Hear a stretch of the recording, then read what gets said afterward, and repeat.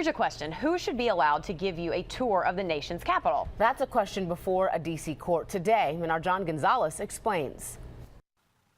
Tour guides are very busy this time of year, taking visitors from one Kodak moment spot to another historic landmark and telling them what they are looking at.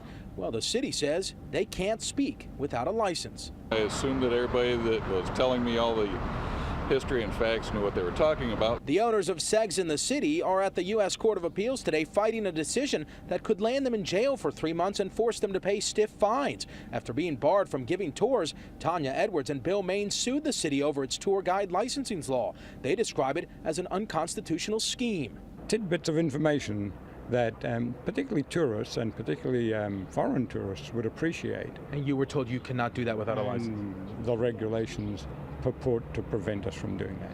To become a licensed tour guide in D.C., you must pay 3 separate fees, including an exam fee that adds up to more than $200, and then a history multiple choice test that must be taken and passed. A 3-judge panel will decide if this licensing law violates the First Amendment. In this country, we rely on people to decide who they want to listen to. We don't rely on the government to decide who's going to get to speak. The attorneys for the city were stumped at one point during this appeal hearing when one of the judges asked, so what if the tour guide doesn't speak in person but runs a recording? Would they need a license then?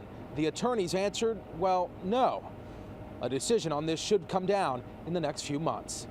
One judge even adding, what if a drunk off the street was grabbed to make the recording? Would that make it any better? We are being told that we have to have a license to speak. In Northwest Washington, John Gonzalez, ABC 7 News.